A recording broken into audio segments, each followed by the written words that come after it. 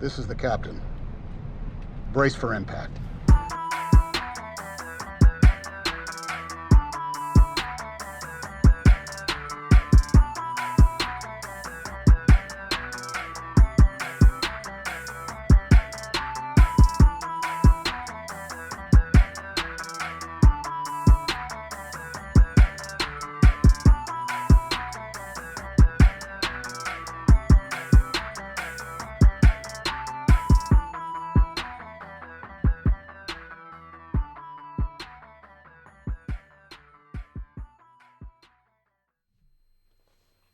Hello. Davey Portman here from Up Next, postwrestling.com, Stitcher, Google Play, Spotify, Podcast Addict, wherever you find us. Hello, welcome. It is Tuesday, and this is Deep Impact. And I am here once again with my good friend Andrew Thompson. Andrew, how are you? Davey Portman, what is going on, my good sir? How are you on this I'm beautiful March 30th, 2021 night that we are on right now? It was rather beautiful here today in Toronto. How was it where you were? It was beautiful sunshine. I was working on the patio. I had customers. It was lovely. So it's starting. The warm weather is definitely coming out, my brother. It is. It keeps teasing. It keeps like poking its foot out and then like running away. But yeah, we better like start right away and saying this is probably going to be the last Deep Impact for a while. I'm not going to be face. Sad face emoji, exactly.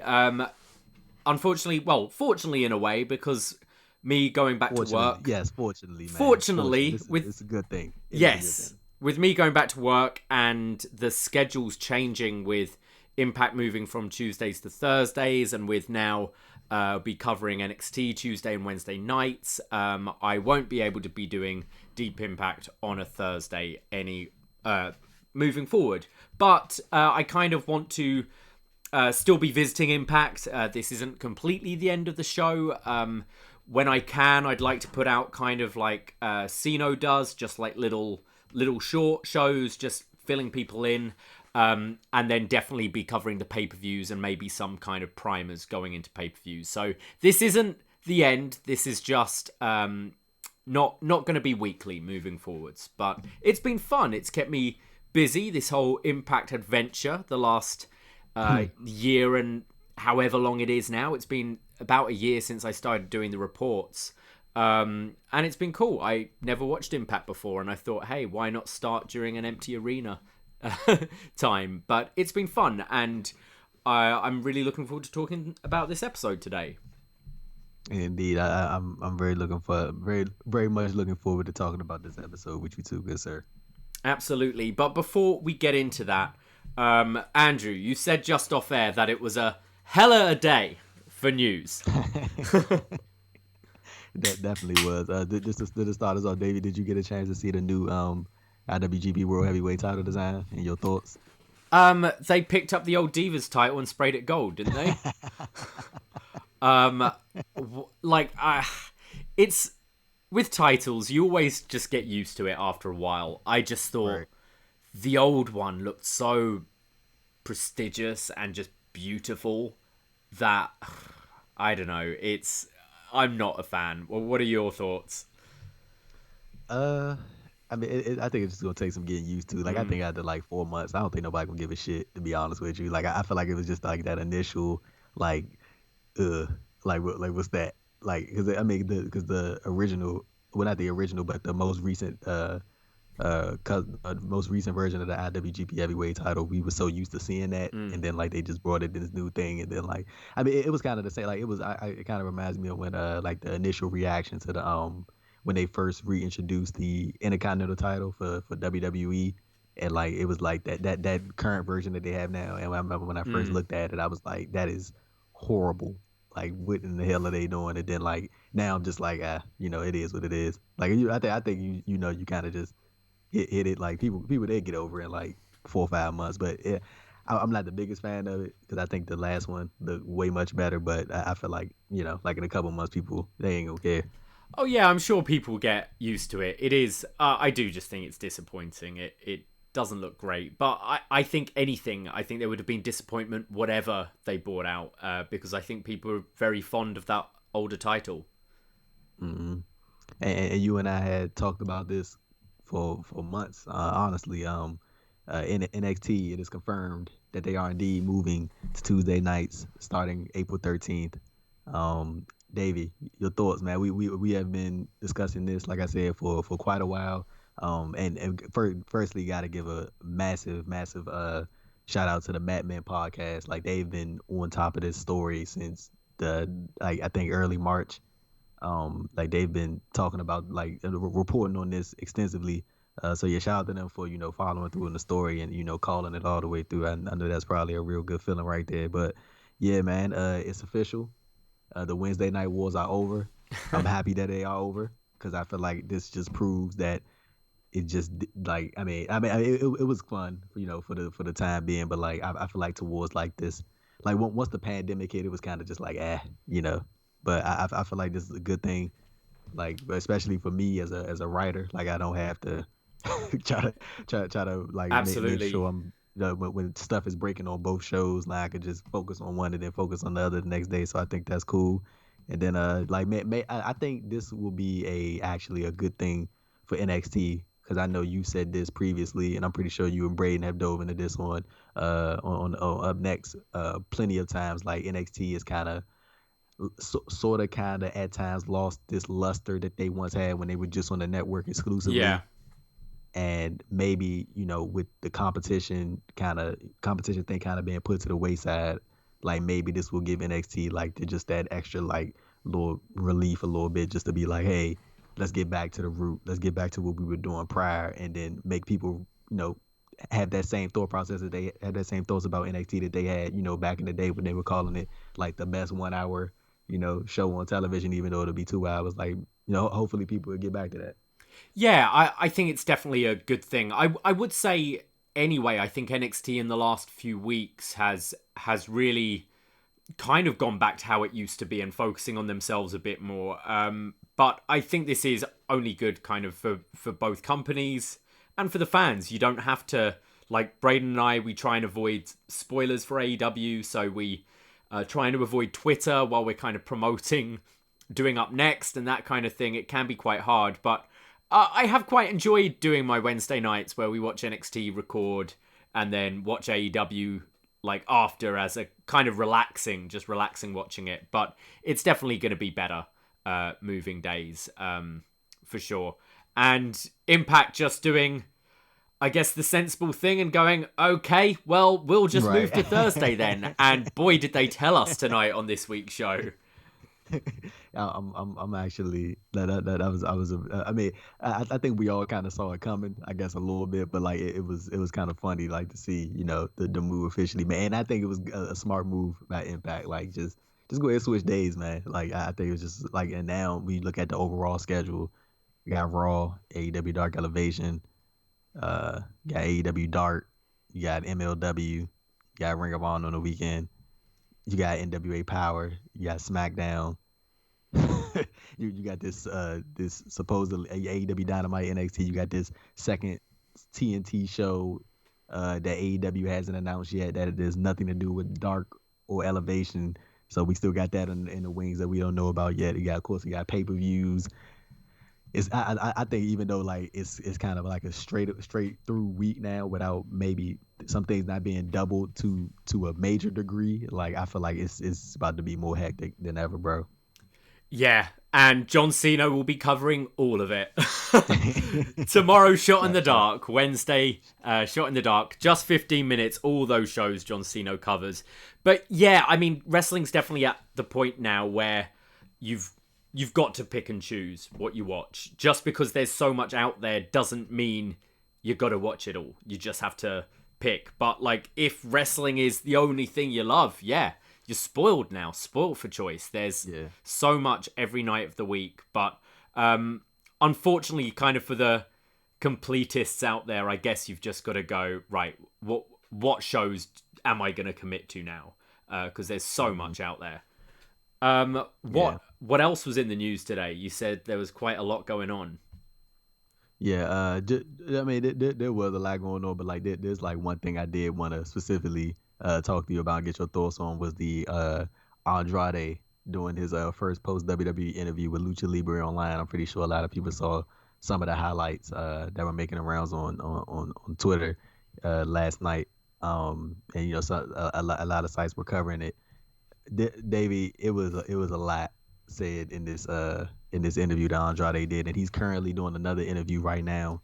But this specific one with Lucha Libre Online, I think one of the standout comments that was made when he said that WWE uh, misdiagnosed Charlotte, a WWE doctor misdiagnosed Charlotte Flair as pregnant, Yeah. and they told her that she was, um, and without any blood work or an ultrasound being done.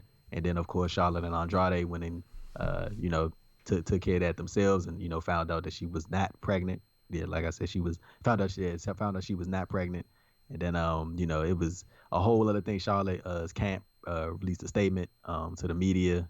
And then, you know, they basically said that, you know, it was a portion of what Andrade said was true, but it was just the context that was kind of iffy a little bit. Um, but yeah, man, it was. Yeah, she said she a few weeks ago she received a call from WWE Medical. They was telling her that her HCG levels had come back high. She was medically suspended for pregnancy. That day, she took several home tests that all came back negative. And then a few days later, the blood work and ultrasound confirmed that there was no pregnancy. Andrade did get released while he had COVID-19. He was, you know, he's recovering, and it's like from all, you know, from what it looks like, he's all, you know, all good to go now. You know, of course, with Charlotte broke the news publicly that she tested positive for COVID, and you know she's recovering.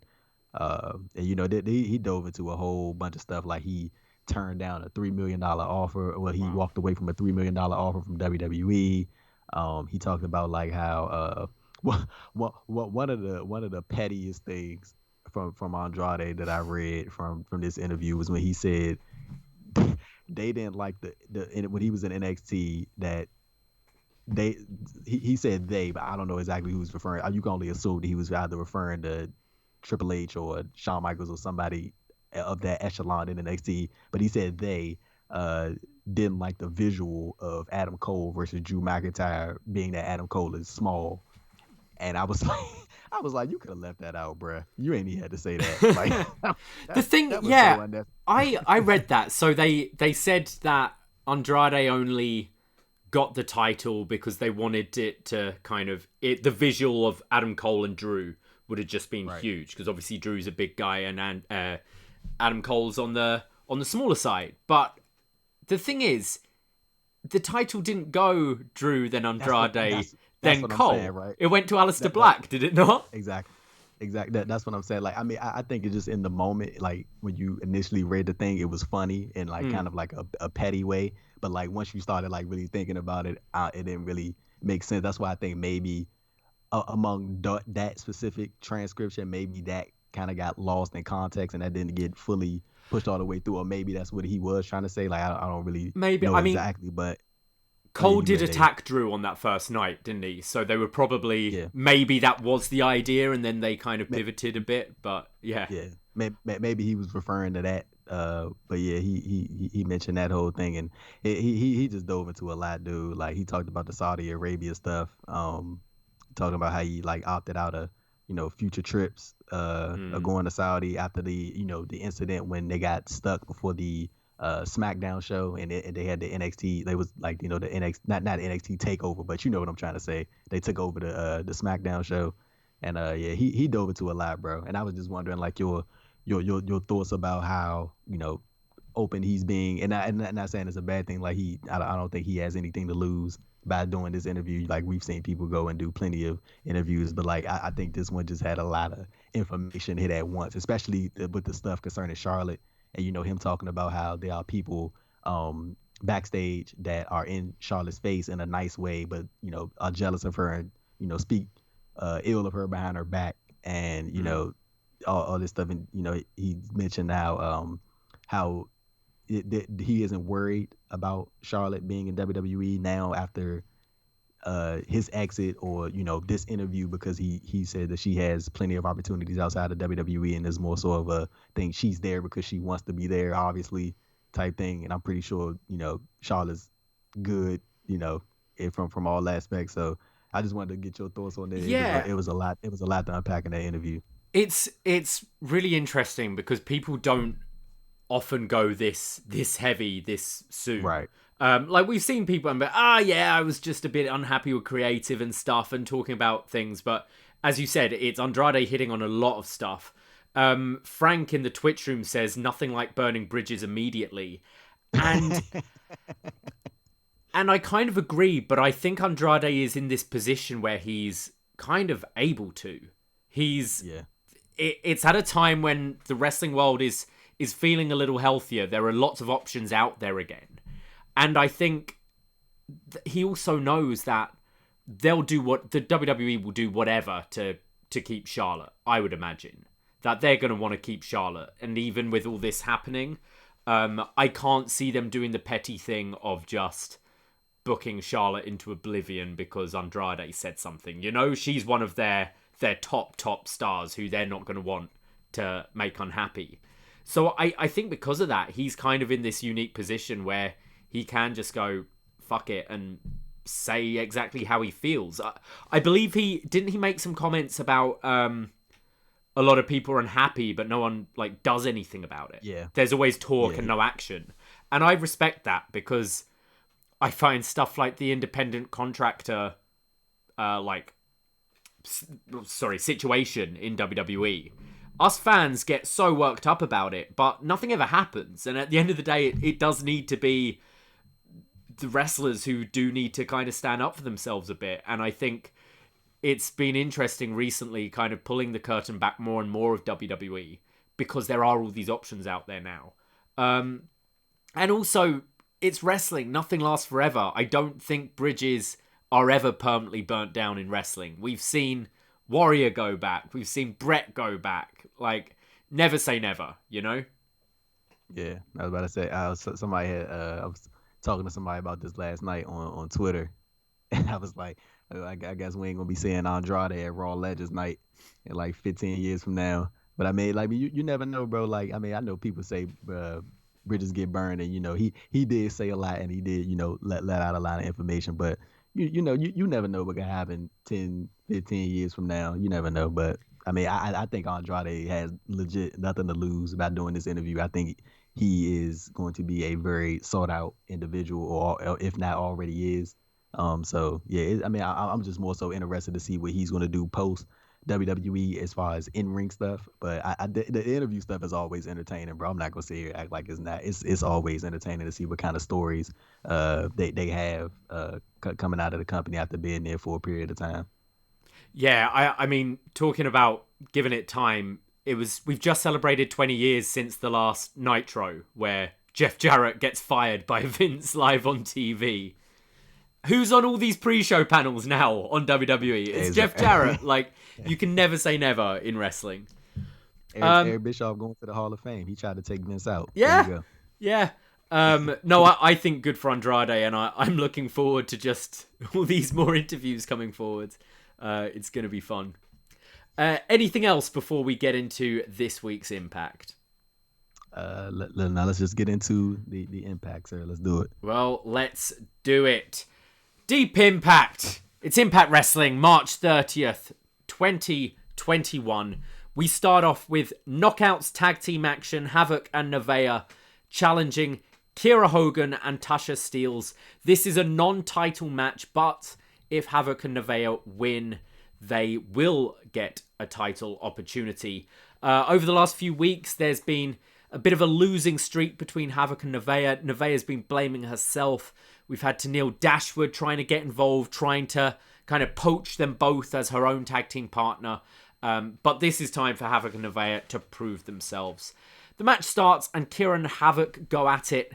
Kiera tries to make out like she's going to tag to Tasha, but runs back with a super kick, which gets caught, and Kiera gets kicked in the face, then thrown around. There's a backbreaker clothesline combo from Havoc. Nevaeh comes in with a snapmare and a dropkick to the face for a 2 count.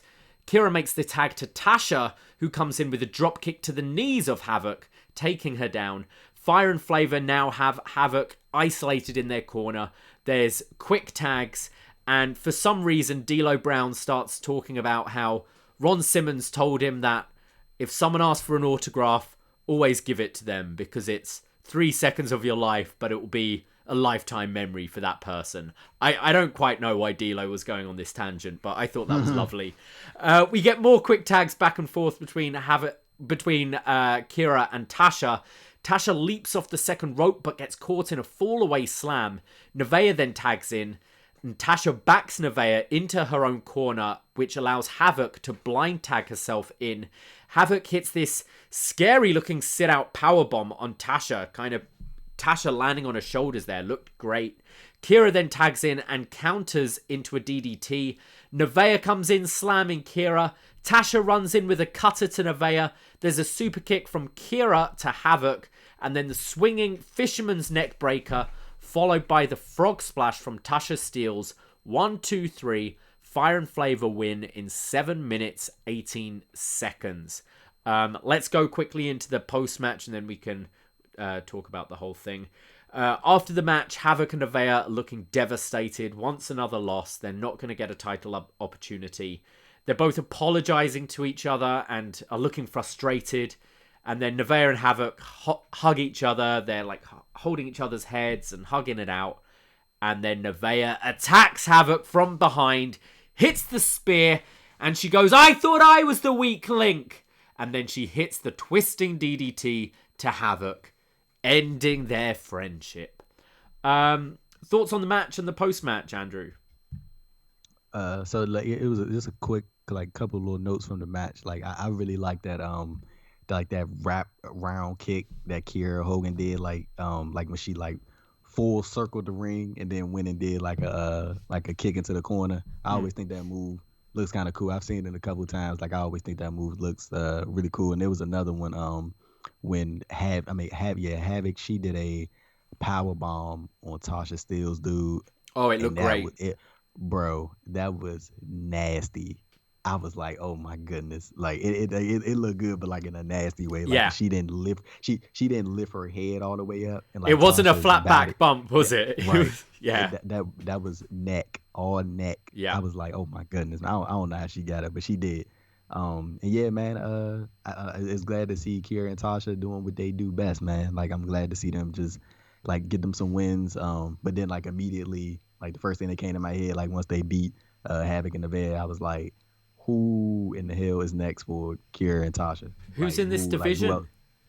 Exactly. That's exactly what I was going at. And then of course the turn, and I think you said it last week, a possible partnership between Nevaeh and Tenille Dashwood could be something in the works. So that seems like the most likely thing. But like as far as like people actually contending for the Knockouts tag titles, and you could see somebody that actually could take the titles off of Kiera and Tasha, it's like I don't really see anybody right now, to be honest with you.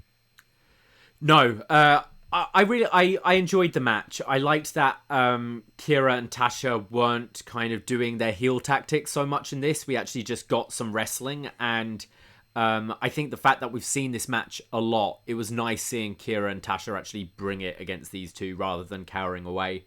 I felt there was quite a long time where Havok was in kind of peril, where she was being kind of teamed up on by Fire and Flavor, and for me, I think there just needs to be a little bit more to take her out, because she's so much bigger and more dominating than the other two. It just seemed a little easy that this kind of powerhouse is just getting taken out by these two. The split, I kind of saw coming, but as we said, where's this leave the division? Even if it is Nevaeh and Tenille, you've surely got to do the Havok feud first.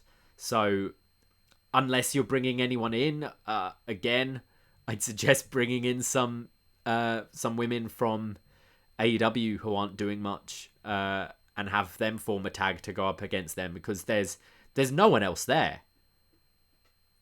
Yeah, no, 100%. Oh, David, just a quick clarification on the note about Andrade earlier. Just to shift back real quick. Just wanted to make sure, like, just to clarify this. He did say this is coming from. I just want to make sure I credit the person. This is coming from Lucha Blog on Twitter. He said Andrade clarifies that he was not being paid $3 million a year. He could earn millions over the lifetime of the contract. Yeah, that's basically, just wanted to clear that up, because like it got translated yesterday that he said he was making $3 million a year. Just to clarify that, he meant, I guess he, from the new translation, he meant, over the period of, certain amount of time of his contract. So yeah, just to clear that up. But yeah, going back to Havoc and the Ved and the Knockouts tag title scene, like I agree. I don't think there's anybody right now. Like I think there might be best to maybe I mean, me and you have been saying this for the longest. Like maybe it's time to grab two people from the AEW Women's Division, and let them get a shot at the Knockouts tag team titles. Maybe just to make it more a bigger deal, maybe have it on Dynamite or something, just because of the crowd aspect, so you can have people like live reacting to it. Like I think that would be something cool. But yeah, man, I don't really see anybody right now in the division to contest to Kira and Tasha. I actually agree. I think this is the time for Dynamite. This is actually a benefit to AEW, I think, having these two there. With that Britt Baker Thunder Rosa match, I feel they're finally starting to turn heads with their women's division. I think Ty Conti's been great recently as well. So I think that would be a great idea. Do a tag match for the titles on Dynamite while they're maybe on a bit of a hot streak with the women in that company. Mm-hmm. We go backstage to Gia Miller interviewing James Storm.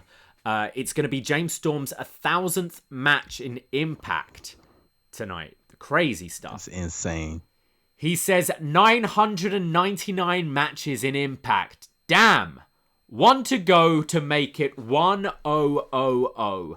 As much as this should be a celebration, to me, it's more of a dedication. For a guy who has had 1,000 matches at Impact, I wasn't even supposed to have one. There was a man who passed away not too long ago. He took these two punks, James Storm and Chris Harris, and went to the Impact office and said, we have to use them. Week after week, he said, we have to use these guys. And the office got tired of listening to Bob. And they used us. And the rest is history. And this tonight is for you, Bob Ryder. He then transitions to say, Eric Young, you better be ready, boy, because when I go out there, I'm going to beat you up. I expect you to bring it and bring your friends, because I have some friends of my own. Chris Sabin and Jake something. They say they've got something special. And then Chris Harris walks in. And they say, it's been a long time. Yes, it has, cowboy. As the two former tag partners hug. I thought this was a pretty good promo, setting up the main event tonight. It made it feel like a big deal. 1,000 matches, that's crazy. And I thought the dedication was super nice. And bringing Chris Harris back was great. And Storm can talk. What were your thoughts here? Yeah, this is a good segment. Like you said, to set up the main event. I think it was a nice little tribute to Bob Ryder. I think Bob passed away in, I want to say November 2020, I think. So yeah, and he was, of course, beloved within Impact by those in Impact, those that had the opportunity to work with him. And yeah, the Chris Harris comeback, bro. I jumped up a little bit, just a little bit. I jumped up because I was like, it was like one of those like, oh shit, like it was just cool, real cool to see him him and Storm back, man. Like legit, one of the best tag teams in TNA/Impact Wrestling history. You could argue maybe the best tag team in Impact Wrestling/TNA history. They were so entertaining, bro, to watch. So it was good to see, good to see them back together. And like a part of me, just a fantasy booking part of me, or maybe overthinking part of me, was just like, maybe, just maybe they could get one more in, or maybe that was like, this is just me speculating. I was just like, oh, maybe Alex Shelley might be coming back, so they can like shift Storm over and like have him do this like reunion thing with Chris Harris, and then like Alex Shelley can come back and get his partner. But I know that's probably not gonna happen. But yeah, it wouldn't surprise me, to be honest. What I liked about this is, I got to admit, on paper, Eric Young versus James Storm in 2021 doesn't particularly excite me. But then just this segment here made me go, all right, I'm in. Cool. This sounds good. I'm excited now. Like it just gave it a bit of stakes. I think the dedication, the fact it's his 1,000th, the history, they kind of bring up the history, how they've been like originals in TNA and all that. I thought this did a good job here.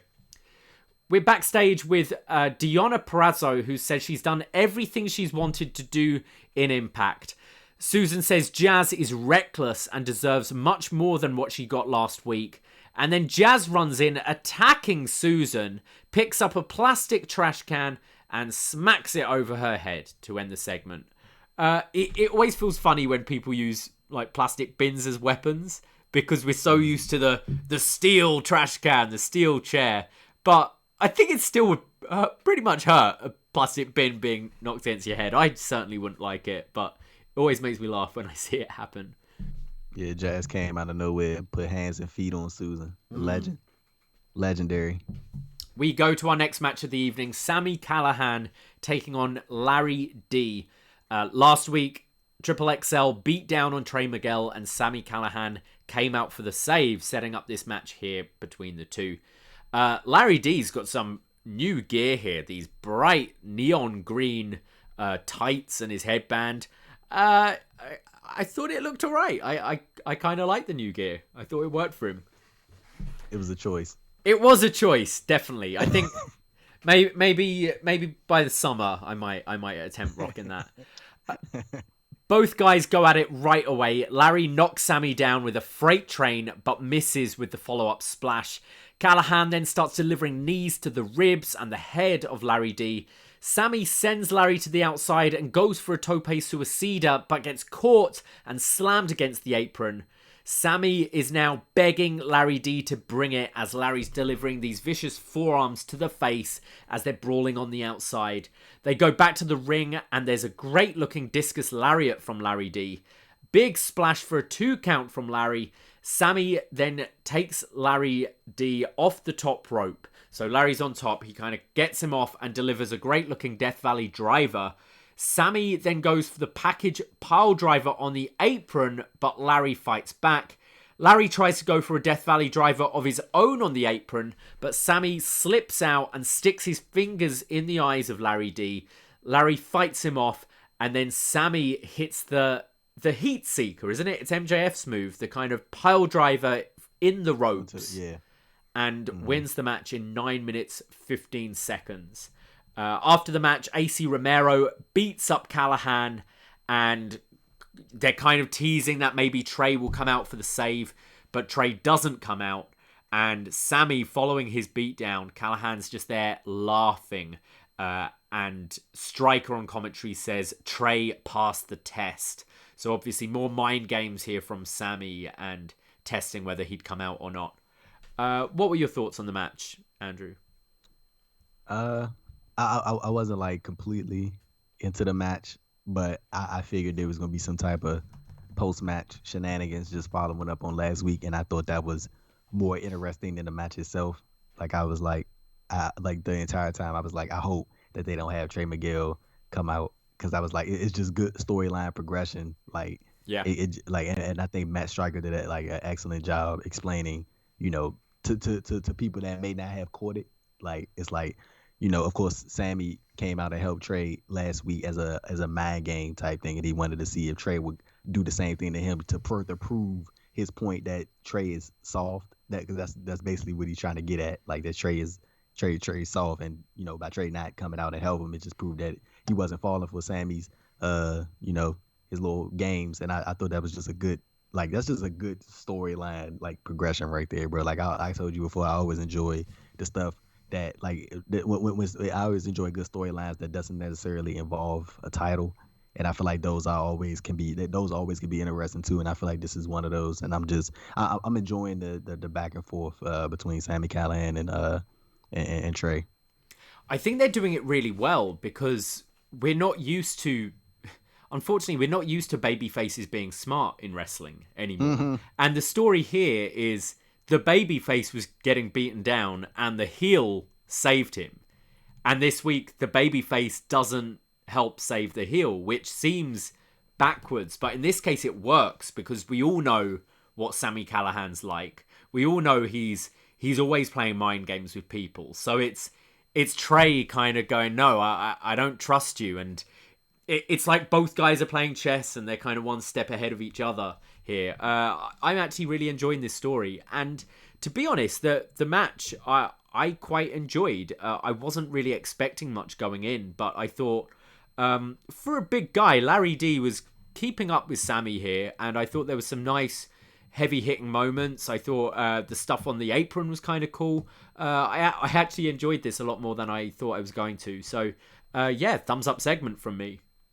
I did get a message from Ceno during this match, however, going like, what's a count out in Impact? Because they were just brawling on the outside forever with just, no count out from the ref there. But I feel the refs just give up in most matches on Impact week after week.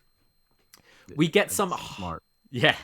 We get some highlights of the Impact Tag Champions, FinJuice, David Finlay and Juice Robinson. Highlights from the New Japan Cup. So we got some Naito sightings and some Ospreay sightings on Impact this week. This video package ends and we see that Kenny Omega, Don Callis and the Good Brothers are sat down watching it. And for a second, I didn't know what they were doing because they weren't standing next to the TV. So I had no idea what they were watching here. Unique to see people actually watching TV as you're meant to watch TV in wrestling, I thought. Don and Kenny are just like gushing over FinJuice here. They're just saying, wow, they're good, these guys. Haven't they improved? They look so much better. And you see Gallows and Anderson just looking kind of salty in the corner as obviously they lost their tag titles to FinJuice. Gallows and Anderson are like, nah, they're not all that. And Don suggests maybe playing the One-Winged Angel video again from last week. And Don questions the Good Brothers. He says, you haven't been yourselves recently since losing those tag titles. And Cole Anderson blames Gallows, and Gallows says, well, Anderson, you were the one that got pinned. And then Kenny comes up with an idea, whispers it to Don, who whispers it to Carl, who whispers it to Gallows, and they all seem happy, and the Good Brothers walk off. They hatched a plan.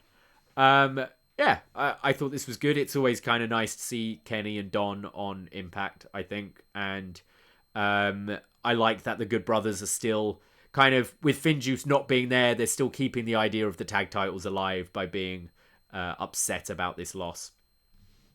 Yeah, the comedy of Omega, Callis, and the Good Brothers literally being within arm's reach of each other, but passing on information by ear, whispering, it was kind of funny.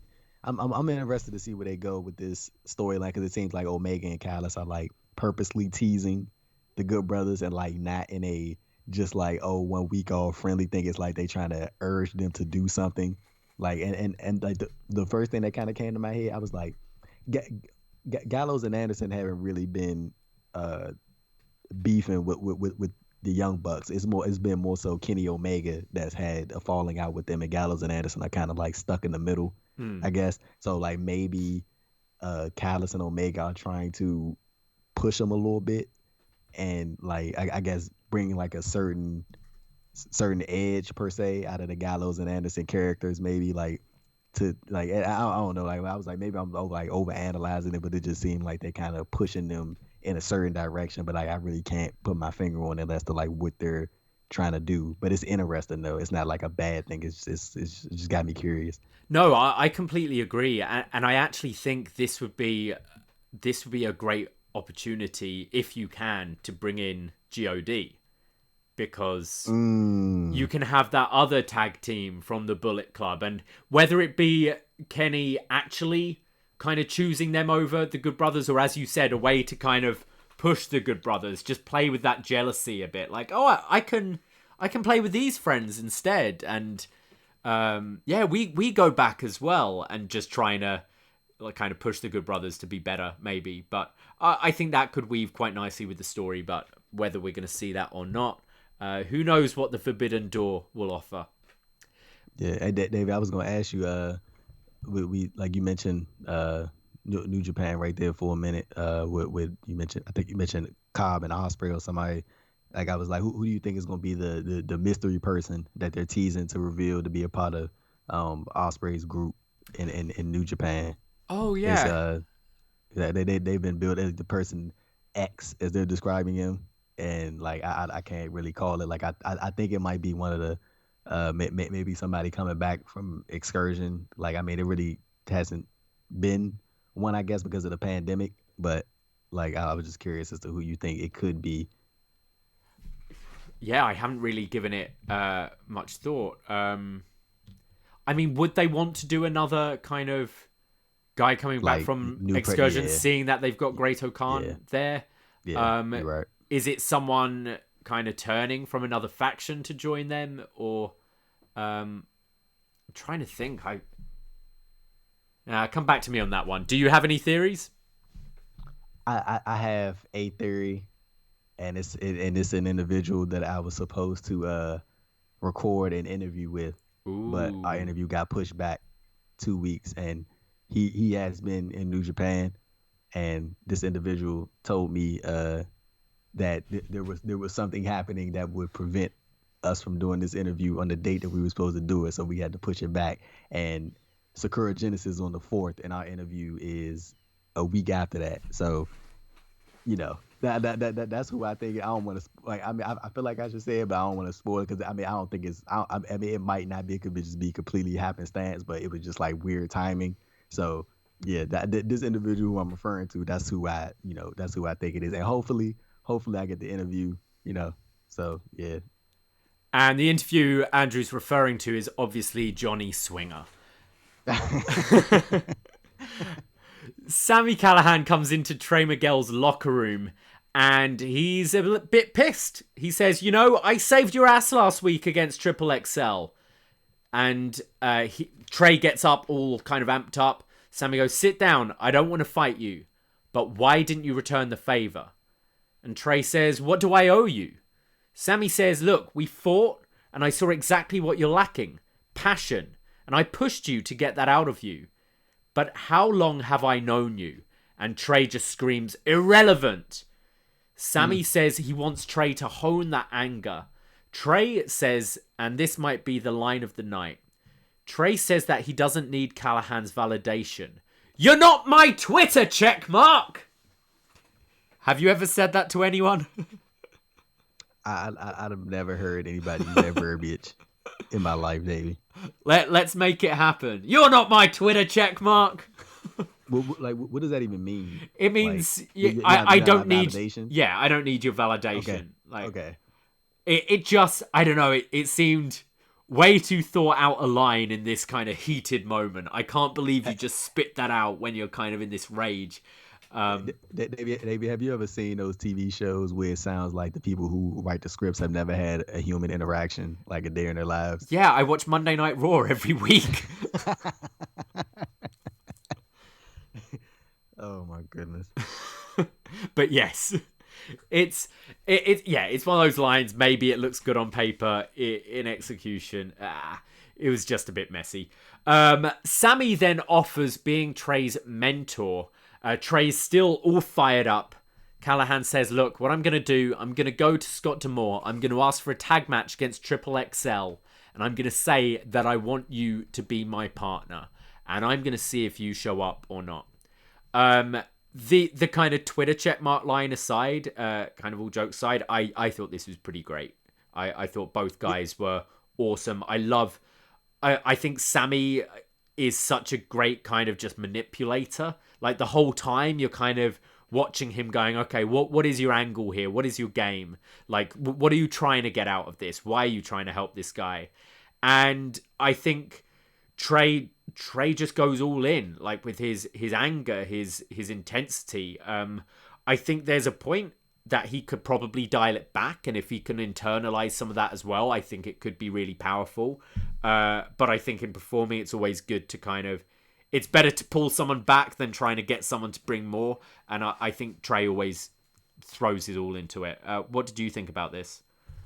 Yeah, I think it was a good back and forth segment between Trey and Sammy. Like I think they're doing a real good job of how they're presenting Sammy here, because like now I can't really tell if he's being genuine, his character is being genuine, or he's just trying to like really bait Trey in. Like it's like weird because like when he was in the ring and he was like giving the like little devilish smile to the camera, I was like, okay, he's trying to like obviously bait Trey in. But then like as they were having their conversation backstage, I'm like, would Sammy Callahan's character like really want a team with this dude? Because he sounds like he really does, and like Trey's just not buying it. Like it's good, bro. It's like good. It's a really good storyline that they got going on, and I'm gonna be interested to see how they pay it off. Like, of course, I think it's probably going to end up happening at Rebellion.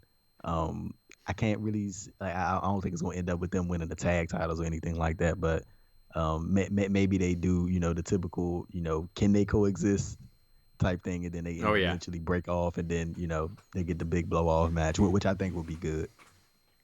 Yeah. I think that this has still got a couple of months of storytelling in. Obviously, they'll do the teaming for a bit before we get to that eventual match, but yeah, I'm finding this compelling, and I think both guys are performing it really well. We go to our next match of the evening. Brian Myers taking on Suicide. Suicide takes down Myers early. He locks in the octopus stretch, but Myers makes it to the ropes. Suicide hits a few palm strikes to the chest. Myers then gets caught with a drop kick. Suicide sets up for something, but Myers fights back and hits a Falcon Arrow for a 2 count. Myers then hits the roster cut lariat for the win in 2 minutes 58 seconds.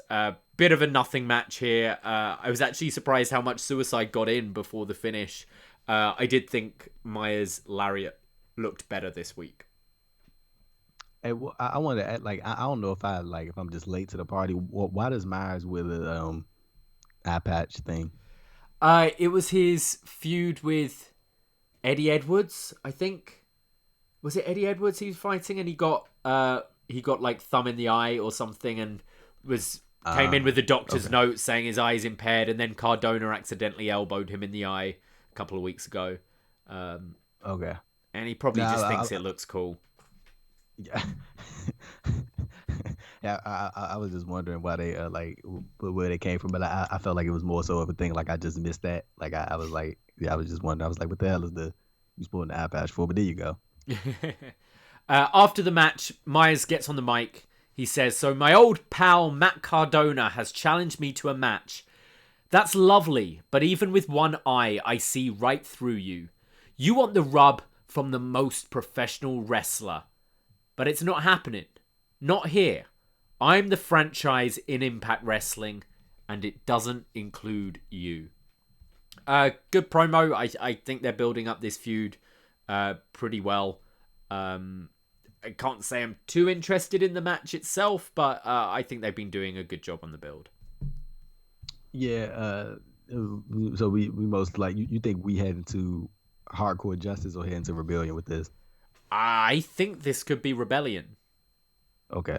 Yeah, they most likely they probably gonna go for the the big pay-per-view for instead of the Impact Plus show. But yeah, I'm hoping they can turn out a good match. That of course I don't want to see anything bad. Like I want to see them go out there and be able to put on the best match that they can. So hopefully we get that. I kind of been in and out of the feud. Like there've been points where they've had me and there are points where they lost me. But then at the end of the day, I just want to see a good match. So hopefully Cardona and Hawkins. I was about to call him Hawkins. Jesus Christ. Ryder and Myers. Cardona just say Zack Ryder and Kurt Hawkins. We all know. But yeah, these two are legit best friends, and I think they're gonna want. They've never had a stage of a singles match in WWE at this level, so I think it would be cool.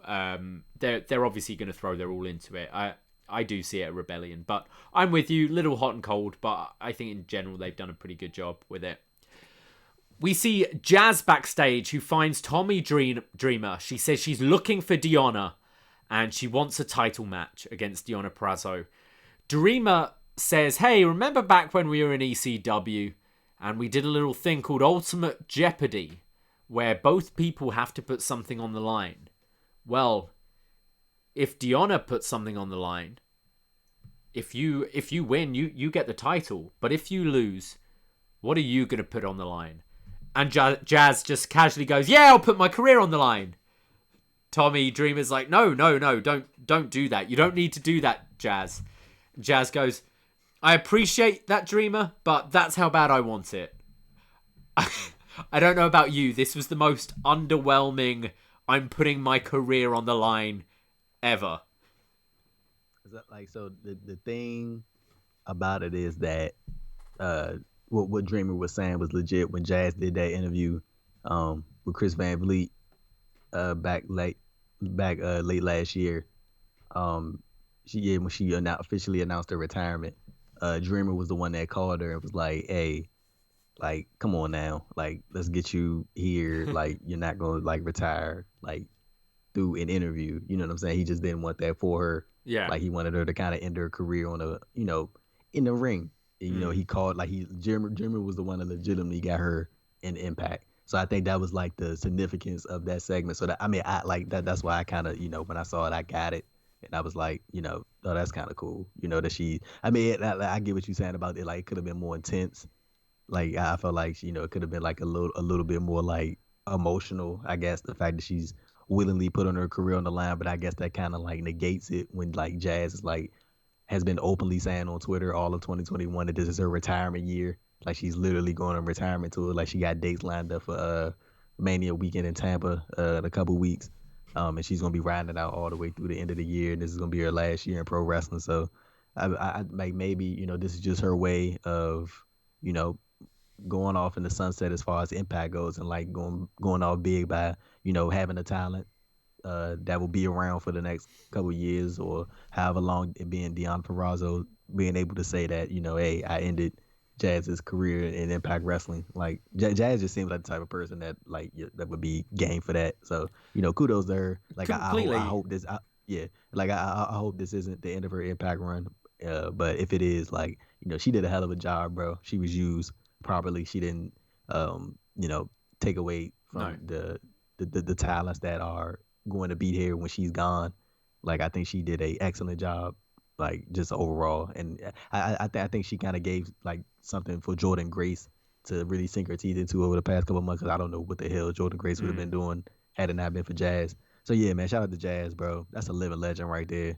Yeah, get that lady her flowers. That's like one of the best black female wrestlers, best wrestlers that has had a very successful career, and like, she deserves to have this like retirement tour and all the flowers and all that good stuff. Like, legitimately one of my favorite African American wrestlers to see progress throughout the years. Like, Jazz is legitimately, she's a legend, bro. And she deserves every single bit of flowers that she's gonna get this year. And I hope she has a excellent WrestleMania weekend and come up with all the money that she possibly can. And I know she's training people with Thunder Rosa at their school down in Texas, and she's like a producer or like a co-booker of like SWE Fury down there in Texas and stuff like that. So yeah, like, again, bro, that's a legend.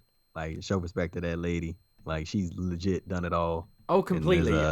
Yeah, big ups to Jazz, man. I just felt there was more you could have got out of this. I behind the scenes, I completely agree with you that this is probably Jazz's idea, where she's wanting to wind down. She wants to wind down like with a end kind of on a high against the champion or whatever. Just Tommy Dreamer is kayfabe wise. Tommy Dreamer's the booker of this show. He can just make the match, and it felt to me, when you're playing like.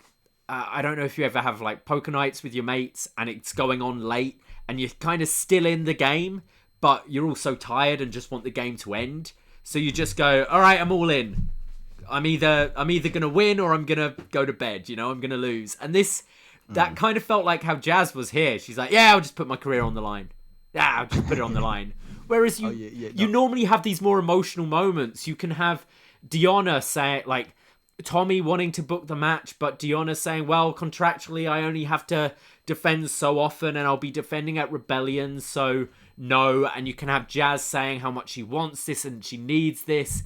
And then eventually breaking, you go, you know what, I'll put my career on the line. It should be all the words you just said about Jazz, about how great this performer has been, the longevity of her career.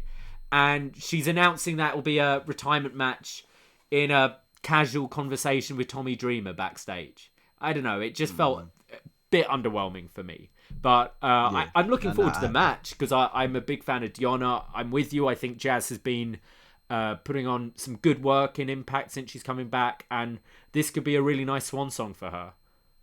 Yeah, not 100%. Just to clarify, like 100%. Like that, like when I was giving Jazz all the praise, I wasn't like in direct response to what you were saying. I was just showing her love, man. That's like one of my favorite. Yeah, that was just one of my favorite wrestlers, man. I'm glad to see her like have this like career resurgence after she was thinking about calling it quits. It's just cool to see. But yeah, I do think it was kind of underwhelming how they announced that it was like in a like in a very casual conversation way, like, hey, uh, let's do this match, and you know, I'm gonna put my career on the line. Okay, cool, let's do it. And it was like one of those things. Uh, but I mean, I'm looking forward to the match, like you said. I think it is gonna be good for Deanna, man. Like, just give her like that, braggadocious heel thing that she can throw in Jordan Grace's face when they eventually have their title match. Because I think that's what's going. I think Jordan Grace is gonna win the weapons match at Hardcore Justice, and she's gonna be the number one contender, and it'll be a thing of Deanna be able to say like, "Hey, I ended your tag team partner's career in Impact. What are you gonna do about it?" And then, just that it's like a little bit more fuel to the fire in that feud, and I think it's a good way to build to Deanna and Jordan's next match if that's the direction they go. I'm completely with you. The following announcement is paid for by AEW. We get the Tonys, Tony Schiavone, and Tony Khan, and TK looks fucked. He's on something this week. He's still wearing his Valentine's Day heart-shaped glasses. He's wearing his Jaguars bomber. Looks great. What a guy. Tony Khan says, last week was one of the best Dynamites ever, and tomorrow's going to be great. It's going to be Arcade Anarchy. It's going to be a wild match. I've spared no expense. And he says, Impact, Kenny Omega might be your world champion soon. And soon, my problems will be your problems, because he is a pain in my ass. Tomorrow night, we're going to get Kenny Omega, the AAA champion, the AEW champion, and soon to be Impact champion, teaming with the Good Brothers to take on the Lucha Bros and Laredo Kid. And he says, and by the way, I have first rights on all of Kenny's dates. Sorry, Andrew. So I was wondering, do anybody in the chat know, like, why do they keep calling Laredo Kid the AAA Cruiserweight champion when Leo Rush beat him for the title in January? Like, I'm confused. Like, did he win it? Did he win it back at some point, or are they just not acknowledging Leo Rush as champion? I didn't. I thought he was just saying that Kenny Omega's the AAA champion, which he is. He said Cruiserweight as well. No, he referred to Laredo Kid as the AAA Cruiserweight champion. They did it last week on Dynamite too. Like, they called him a AAA Cruiser, and I was just like, didn't Leo Rush beat him for the title at that MLW show, or like are they just not acknowledging Leo Rush as champion, or like maybe like I mean I know those MLW tapings were taped, not quite a while back, but like they were taped in bulk, so like I was just wondering like what was the whole deal behind that, like. Because I don't think he's the Cruiserweight champion right now. Or maybe, I'm just having a little look. No, you're right. Yeah, it's saying that it's Leo Rush, right? It's Leo Rush. This was a unification match that included Leo Rush's MLW. Yeah. Weird. It's so weird, bro. Yeah, I don't know. Like, I don't really... Yeah, I don't know. I mean, I wouldn't be surprised if Tony Khan's just wrong here, because he's clearly on something tonight. Yeah, but when he was saying all the bookings go through me, he was like, I'm the forbidden door. But that was hilarious, bro. It was a great line. Because I mean, it's kind of true, but like it was a good line. It is, yeah. He's saying, as you said, all the bookings go through me. I have the first rights on all of Kenny's dates. He says tomorrow it's going to be Christian Cage versus Frankie Kazarian, and they had some classic matches at Impact Wrestling. He calls Frankie a legend and one of the most winningest wrestlers on the AEW roster. He says we're also getting Jon Moxley taking on Cesar Bononi, and we're going to keep the hot streak going with MJF is going to give a gift to the Pinnacle. Hikaru Shida and Ty Conti taking on the Bunny and Nyla Rose. And we have Cody Rhodes versus QT Marshall with Arn Anderson as the special guest referee. All of that tomorrow. I think Dynamite looks pretty stacked tomorrow. But TK's performance here, what were your thoughts? he was he was hyped up. Let's leave it at that. He just seemed like he was just trying to take on a different tone, just be more a little, in your face, opposed to, he's kind of been like that at certain points, but he was just more like aggressive, I guess in this sense. So I mean, it was different, and it was kind of funny. I'm talking about the character here. I'm not talking about the person. I'm talking about the character of Tony Khan, what he's playing. I'm getting this. Okay, we all know he's a rich kid, right? Born into money. His dad is an incredibly rich man. That put a lot of pressure on Tony Khan, on a young Tony. He's taken all those classes at school, extra classes, extra exams, needs to stay up studying. He's probably popping a few pills, I think. A bit of Adderall, some energy drinks, a lot of caffeine. And it's just stayed with him. I'm talking about the character of Tony Khan here, Andrew. The character. Because this is what I got. He was on a lot of Adderall or Coke or what. It was just... It felt like he'd just done a line and was like, right, I've got to advertise tomorrow's Dynamite on Impact. That's completely what he's going for here. I'm not alone in thinking this. And I am saying the character. I'm not saying Tony is just ripping a line and then going on Impact to advertise his show. No, I think this is the character, but I think it's great and he needs to continue this, whatever he's doing. In 9 days! Wow. That's going to be the clip that's going to officially get us taken off all Post Wrestling networks. Well, this is the last one for a while anyway. So. We go to Swinger's Palace, and Johnny Swinger is celebrating that his casino is making bank. They're printing money. Johnny Bravo, who's the croupier there, wants to go to the bathroom, and Swinger says, well, no, you can't go. What if some Mizart comes in wanting to spend all his money? And he just gives Bravo a cup to pee in. And then, two characters I did not expect to see coming into Swinger's Palace tonight. Kenny Omega and Don Callis come in. Time out, Davey. Don Callis and Johnny Swinger in the same vicinity. I need a podcast in character reviewing wrestling. Yeah. I'm telling you, this would be the funniest shit. These dudes are hilarious, bro. Like just off the bat. I know you will get into it, man, but like Callis immediately coming in, it was like the last time I saw you was like pre-cell phone era, and he was like, and Don Callis was like, we might have to get ourselves tested. I believe in here, like, dude, like just the just like the little back and forth interactions that him and Swinger had, bro. Like they are genuinely like hilarious. They were great. The disdain on both Don and Kenny's face just being in this place. Don is insulting the place, calling it dirty, apologizes to Kenny for bringing him somewhere like that.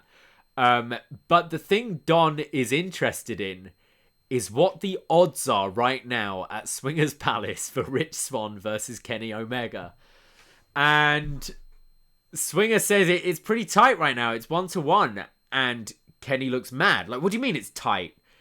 So Don pulls out his phone and shows him the same One Winged Angel video from last week.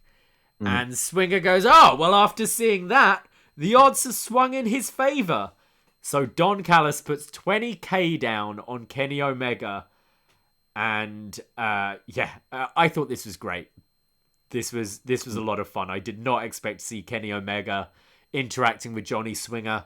And now I want the match. Can you imagine Johnny Swinger popping up? No, I don't want Johnny Swinger on Dynamite. I don't say that. But I can definitely see more interaction between him and Callis, because that's what I want. Because I'm more of a, my humor is more of a sarcasm, like very witty, like asshole-ish type comedy. Like that's the stuff that makes me laugh, and like I feel like these two are like exactly like a perfect combination of like all those things, like, and I just need more segments from them. Are you a betting man, Andrew? Do you like to gamble? I do not. Okay, because the one criticism I have about this segment is, why would Don Callis get Swinger to make the odds better for Kenny and then place the bet. Kenny's mad because the odds are like close, like they're pretty close. Whereas surely you'd want them when the odds are bigger. So like if it's 3-1 Kenny to win, you're gonna get more money. You put 20k down, you're getting 60k. Now they're down to like, it's just 1-1 Kenny to win. You're only getting another 20k back. I don't know. I thought Callis was a bit dumb here, but fun segment. I'm just overthinking it. That's why Swinger gonna take his money. Yeah, he better.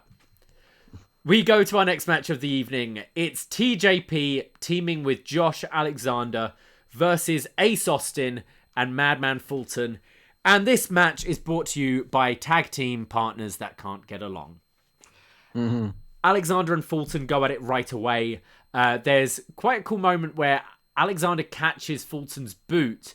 So Fulton uses his dreaded hair to kind of whip him to break the hold. I thought that looked pretty cool. Fulton then runs face first into the turnbuckle and sold this really well. Just drops to the floor and Ace Austin tags himself in. Fulton gets involved on the apron, so Alexander slaps him like a real Stephanie McMahon slap there. There's a bit of competitiveness showing now between the partners Alexander and TJP. Alexander took out Austin where kind of TJP wanted to do it instead. TJP then tags himself in and Alexander looks a bit mad about it. Fulton now starts manhandling TJP, throwing him around, choking him in the corner. Alexander comes in with some running forearms and a rolling elbow. There's a big vertical suplex from Alexander to Fulton. Alexander goes for the Tiger Driver 98 but gets backdropped and then eats a big boot from Fulton. Then Fulton gets Alexander up in a vertical suplex. Austin goes on the top rope. They're going to hit their double team move, but Alexander fights out and TJP takes out Austin. There's the boot wash from TJP to Austin. The ref just isn't trying to get anyone back in their corners. Everyone's just in the ring. We get a Yakuza kick. Alexander follows up with a big splash, but TJP doesn't get out of the way, and thus Alexander splashes TJP as well. Austin then hits this beautiful spin kick, followed by this double knees faceplant for a 2. There's a rolling senton like on the shoulders from Alexander, followed by the Mamba splash from TJP. And then Alexander and TJP start fighting over who's the legal man. The ref says it's TJP, so Ace Austin rolls him up, and 1, 2, 3, Ace Austin and Madman Fulton win. Thought this was quite an entertaining match, and I actually thought they did the partners that don't get along thing a bit better than I see at times. I thought just the confusion over the kind of who was actually legal at the end. But again, I blame the ref there. The ref should be trying to get the illegal man out of the ring. What were your thoughts here? You know, this was a really good match. I did enjoy this a lot, and I did like that Josh Alexander got protected. I think this was a really, really good, just a very, very good string of back and forths and moves between, of course the team of Ace Austin and Madman Fulton, and then Josh Alexander being on the team with that other guy. Yeah. But no, man, I think it was a good match. I enjoyed it for what it was, and I think it's gonna be. I want to say Ace and Josh at Rebellion or at the Hardcore Justice show, but I definitely think TJP is gonna be involved some way, somehow. I think maybe they do a singles at the Hardcore Justice show, and then maybe they go to 3-way because it's the bigger, the more quote unquote attractive match at the big pay-per-view Rebellion. Yeah. Like maybe they do some type of, some type of messy finish at the Hardcore Justice show just to get out of that and carry it a few weeks later into Rebellion. So yeah, I think either way, whether it be a singles or a triple threat, it's gonna be good because Ace Austin's on the road right now, bro. Ace Austin's great. Just whenever he comes in the ring, the match just picks up. That spin kick he did just looked so good. And I've been really into Josh Alexander recently as well. So I'm with you. I think they're going to put on some good stuff. I'm enjoying these combinations recently. The fold is like a really I don't know why I find that move so interesting. It just seems like a regular neck breaker, but it's not. No, It just maybe it just looks cool. Maybe he's just like it just the like how quick he is. It's and the almost like way a he hits it. destroyer, isn't it? The way he does it. Yeah. Yeah, it's very Yeah. cool. And it's pretty protected as well with him. We go to the locker room. Willie Mack sat down and Don Callis comes in to talk to him. Willie goes, "What's up, fool?" to Don, which I found quite funny. Callis says that, "Look, I really like Mac and I have big plans for you." And then picks up, what was it? The dip? I don't know what this is. Was this weed or what was this? Are you okay? But I'm assuming that he was trying to imply that Willie had weed on him. Yeah. That was a bold little move right there by Kyler, because I don't think that could be that could be interpreted like in many ways. So I think that's a whole can of worms. I don't think a lot of people want to open, but we're gonna leave that as what it is. But yeah, I think that's what he was trying to imply, that Willie had weed on him. But I think it was more so of like maybe it was like just a jokey joke type thing, like a little elbow on the shoulder type of joke. But yeah, that's what he was trying to imply.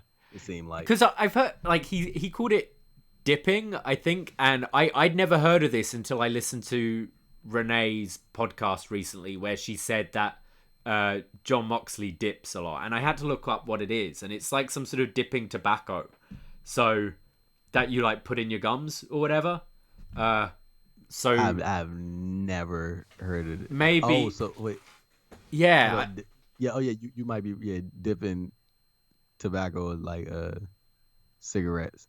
Okay. Yeah. So I think, but like PCP. That's what it is. Either way, whatever it is, Don definitely implies that Matt gets high off this stuff, because he goes, "Oh, how can you wrestle after taking that?" So, yeah, Don is just saying like how much he likes Willie Mack, but wants to show him something, and he pulls out his phone again and shows the One-Winged Angel video, and says that that's what's going to happen to him as Rich Swann walks in. Don says that Kenny and him love Swann's finishing move, and Kenny can't wait to kick out of it. Swann tells Callis to stand up and face him like a man, because Callis is just sat there. Callis says that I'm in your head, and Swann denies that. He said, "No, you're not in my head, but it's just pissing me off. You're coming around showing everyone the video." Swann says he's going to kick ass. He's going to kick Kenny's ass, and Callis warns him about his language and says that, "Hey, remember, I am an executive here. I am your boss, so I'd watch your language around here." Rich Swann says, "Look, if you weren't my boss, I would slap you." And then he starts making fun of the Golden Sheik. And Callis says, "Look, okay, for the next 10 minutes, let's say I'm not an executive. You say you'd slap me if I'm not your boss. Well, for the next 10 minutes, I won't be." And he pulls off his sunglasses, which made Mac very excited. It's like, "Oh, the glasses are coming off." And just as Swann is getting in Callis's face, Kenny attacks him from behind. The Good Brothers are there. There's this almighty brawl. Eddie Edwards gets involved to help out, and they chase off the Good Brothers and Kenny. And the Impact locker room are standing tall as Eddie Edwards is screaming after them. I love this. I think it's about time Impact is standing up for the locker room, and I think Eddie Edwards is that character. He is that kind of locker room leader there. It made absolute sense that he'd be the one trying to defend and chase off the outsiders. I thought this was pretty good. Yeah, it's fun. It's funny you mentioned that, because like Eddie Edwards has been, like, if you notice over like the past couple months on Impact, like he's really inserted himself into that role of locker room leader in Impact on TV. Like you've like gradually have seen this happen, like, and it kind of really came to the forefront last week. I think it was like something specific happened. Like when you got at Gallows and Anderson's face and told him to leave. When they tried to talk to the people in the locker room. So I think that was it was cool, man, to see Eddie right there defending, coming to the aid of Rich and Willie Mack. I think it's gonna be a good 6-man tag next week. And you know what, bro? I'm glad at how they really are presenting Rich Swann. Like they're not trying to make him out as like this secondary champion because he really is, bro, like one of the best wrestlers in the world. And I'm glad that they're like presenting him in that light and like giving him like that, just that extra little that he need in his character to uh combat the wittiness of a Don Callis and the uh you know or star power that Kenny Omega has.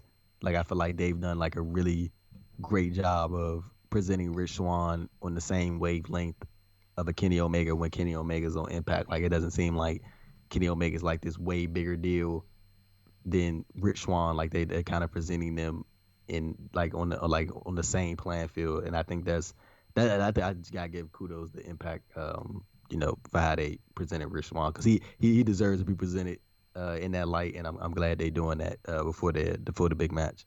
Yeah, he's seeming more and more credible every week, I think. When he started his reign, he was the underdog going up against Eric Young, Right. coming back from the injury. I think the Moose Happy feud... to be there. Exactly. I think the Moose feud really helped him kind of tap into a bit more serious side of his babyface persona and a bit more credible. I thought he stood out really well here. And I just liked the Impact guys not looking like geeks, actually fighting back for once and not just... Because we've been saying for months now, it's just AEW kind of shitting on Impact and nothing ever happens back. And sure, we still haven't quite seen something on Dynamite, but I think this was the right thing, having them come on top here.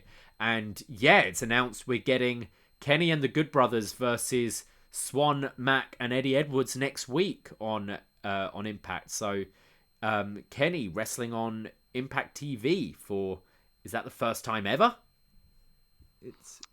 Yeah, Yeah. I think so. So big stuff next week. I'm sure that will do well for them. We go backstage where we see Hernandez, who is approached by Rohit, who's telling him what a great team they are. They just had a match on the Before Impact show, the pre-show. He says, we're a great tag team, and I have this new tag team name for us. It can be ILX, the Indian Latin Exchanged. Sorry, was it LIX? My bad. Latin Indian Exchange. Yeah. Hernandez says, look, we're not friends and we're not tag partners. I'm only involved with you when I have money in my hand. So go get me some money. And we then see a little, very quick commercial for something. It's previewing something. It says coming soon to Impact. And it's like...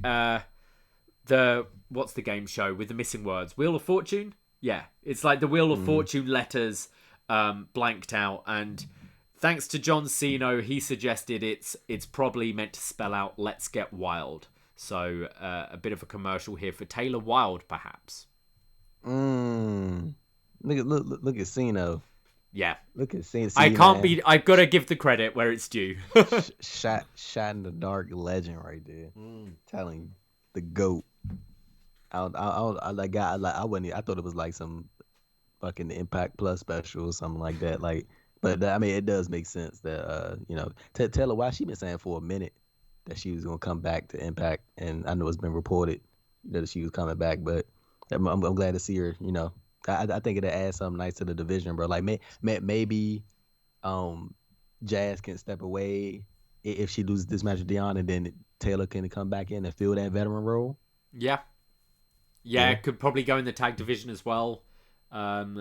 Maybe if Nevaeh's going to go with Tenille, maybe with Havoc or something. I don't know. How old is Taylor Wilde, bro? You know? I don't know off the top of my head. I can look it up. 35. Oh, that's good. Yeah, brother's age. Cool. I'm excited to see her back, man. Yeah, it'll be good. The women's division definitely needs it. I think we've been saying for the last few weeks since losing Taya, and obviously Kylie Ray as well. It seems a little threadbare. So it's good to inject something else to the division. Yeah, I was about to say, like, the only reason I said I was shocked because like it seemed like she's been in the business for a long time. Like I don't know, like maybe she kind of like reminds me of like Sean Daivari a little bit, because like you automatically assume that Sean Daivari is like this older dude, like Brad's like 34. Like he's Just been in the started business really for young. right. Yeah. Yeah, exactly. We go to a promo from Eric Young. He's with Violent by Design. He says, 1,000 matches and you decided to challenge me. Violence is the path internally and externally. The only thing the disease understands. Rhino did that and baptized himself in holy waters of change. You're lost in the purity of truth, James. The future of this company and the world hangs in the balance. This world doesn't belong to you. It belongs to us. Yeah, just more mumbo jumbo here from Eric Young. He's going to fight him. He's going to fight James Storm tonight. I think that's what he was saying. Sure can talk. Yeah, it's a lot of nothing though, isn't it? That's what I find. It sounds very impressive, but I'm very, very over these Eric Young promos. Sorry. We go into a locker room where Tommy Dreamer has rounded up the women's roster to talk all about Hardcore Justice. He mentions Jazz's career being on the line. It will be Deonna versus Jazz. And Purrazzo just laughs and says she welcomes competition from anyone. So step up. Dreamer then asks Susan about her friend Sue. And Susan says she doesn't know what he's talking about and doesn't like any of the ideas going through his crazy mind. And then she kind of does a little like stutter, maybe that she's teasing that she might be turning into one of her alter egos. But Deonna calls her, so she leaves and snaps out of it. This is where Dreamer announces that there will be a women's weapons scramble match where all weapons will be legal and the winner will be the number one contender. Jordynne Grace right away says she'll be in. Tenille and Caleb look rather nervous. Caleb says that Tenille should be the number one contender, but disagrees with all the weapons being around the ring. Havoc says she loves it. Rosemary says match time. And Alicia Edwards comes up to Tommy and asks for the rules and starts begging him to know what the rules are. Okay, so this is a scramble match, a gauntlet match? How is this working, Andrew? It just seemed like a lot of words to me. I think it's a gauntlet.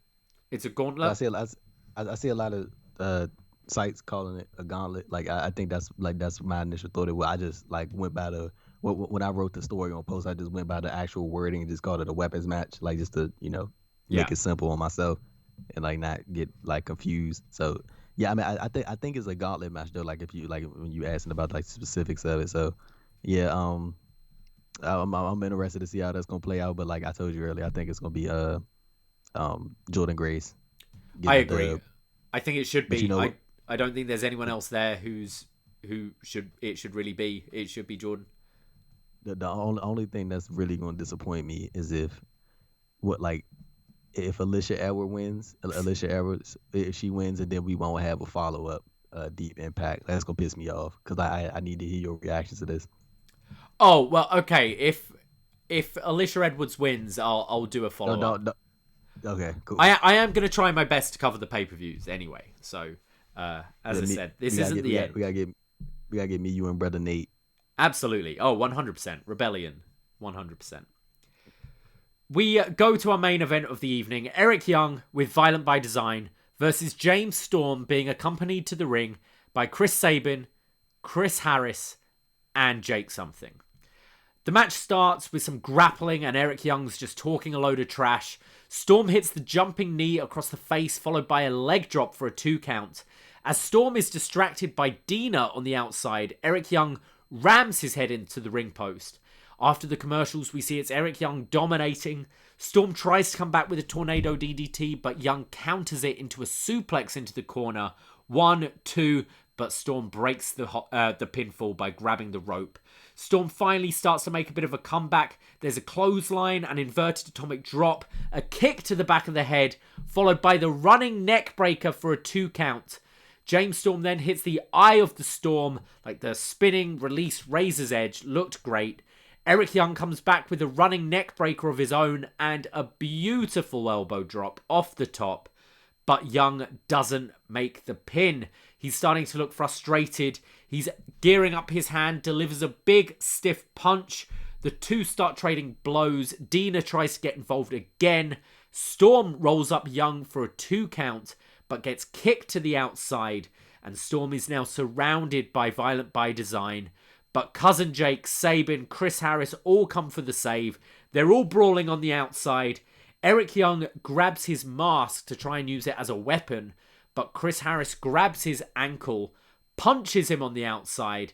There's then a super kick from Storm, and Storm wins 1-2-3 in 15 minutes 40 seconds. Yeah, man. I think this match was more so of the significance of James Storm, like his legacy in Impact Wrestling. Like, do 1,000 matches in one company. That's a lot. Yeah, that's like, crazy.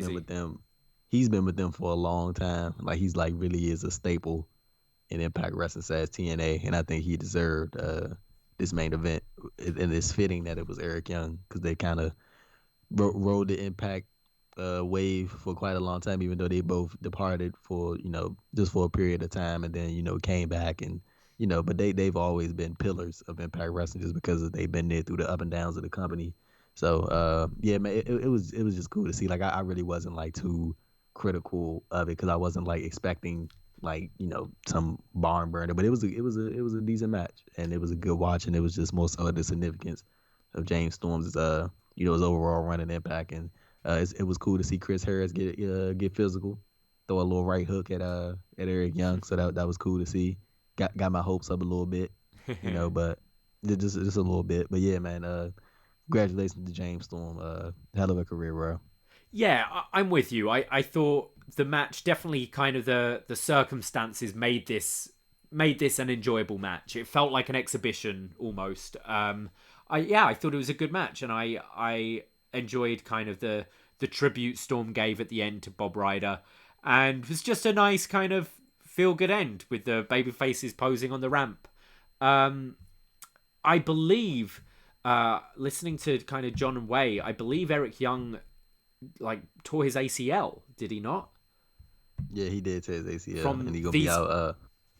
Yeah, he broke that news on the Wrestling Perspective podcast, and he openly shared that he suffered a torn ACL, and he was expected to be out for 6 to 9 months, which is shitty. Like, cause now, like, I don't know what the hell Cody Dean or Joe Dorian and Rhino's gonna do, because Rhino just got in the group, and I damn sure am not trying to see no Rhino leg stable. Like, I'm good on that, baby.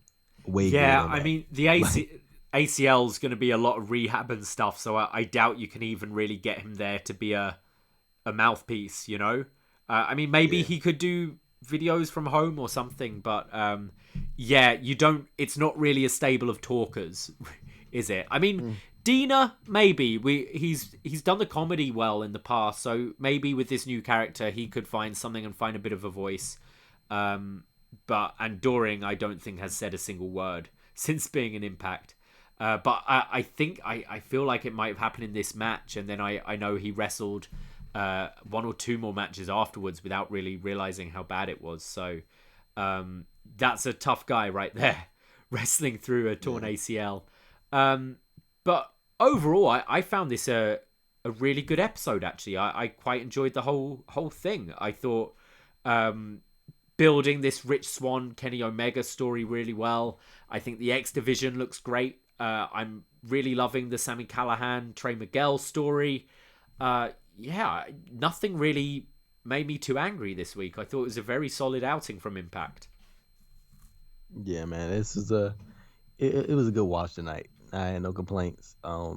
This is a great way to wrap up the consistent episodes of Deep Impact.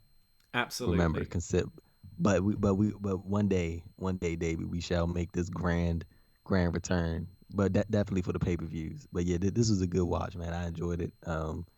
It was great seeing Chris Harris back, bro. Like, great seeing Chris Harris back. One other note I just wanted to make was Matt Stryker and D'Lo on commentary this week would keep reminding you, which is great, that Impact's going to be on Thursdays moving forward. So was reminding us, but some of the ways they'd remind us throughout the show, they'd go like, I've been walking in the back, and I've been in the locker rooms, and this feeling about moving to Thursdays. The locker room are so excited. They're so excited about this move. It means new opportunities for all of them.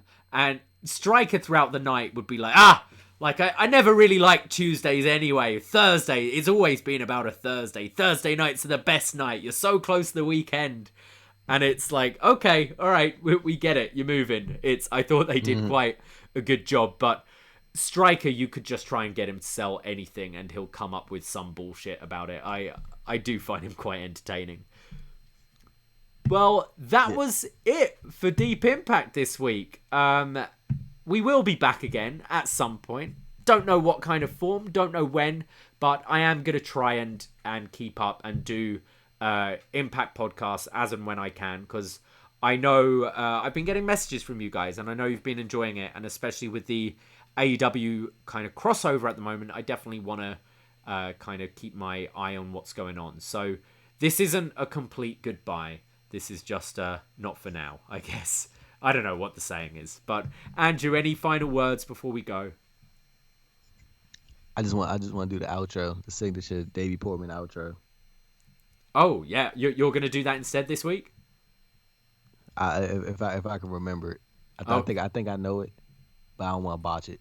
Okay, I'll quickly do the plugs and then I'll throw to you for the end. Let's do it. We've got a lot coming up on Up Next this week. We'll be back tomorrow with Shot in the Dark in the afternoon. John Cena Evil, covering everything you might have missed in the world of wrestling in the last week. That is ROH, AEW Dark, AEW Dark Elevation, 205 Live, NXT UK, NWA Power, you name it. He'll talk about it in 15 minutes or less. And then tomorrow night, our flagship show, Up Next.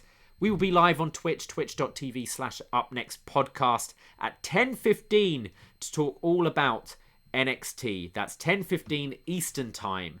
Then we'll be back Thursday, 1 p.m. with BD Elite, talking all about this week's AEW.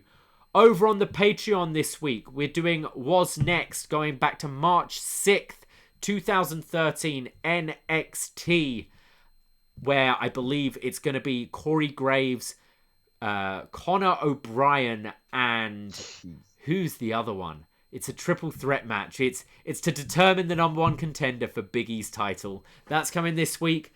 We're doing a best match ever, Doink the Clown, coming out April 1st. You can put the two together there. Doink the Clown on the 1st of April. And then this Saturday, the main event, it's post-podcast day.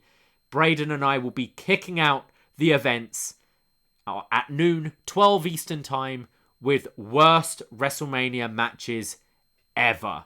Yeah, we always talk about the best. It's time to talk about the worst. What are the worst WrestleMania matches ever? And Andrew, I believe you'll be doing something on post-podcast day, will you not? Yeah, I'll be joined by Brother Nate Milton, Chris Ely, and Marcus Vanderberg, which I am extremely thrilled about. I'm ready to laugh, bro. I'm just ready to have a good time. It's gonna be fun. I'm looking forward to check out the rest of the shows on the post podcast day. It's gonna be very interesting. It's gonna be a good time, man. I'm glad to see everybody get the individual slots, and I'm pretty sure everybody's gonna do a great job. It's going to be great fun. Postwrestling.com for all the information there. It's a whole day of post podcasts. It's going to be fantastic. But you can find me at Davey Portman. We are at Up Next Podcast. Andrew, you wanted to close us out, so take it away.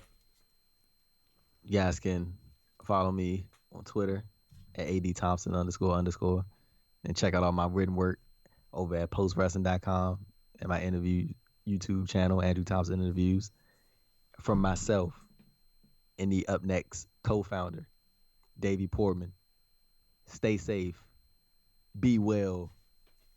Ahoy! This is the captain. Brace for impact.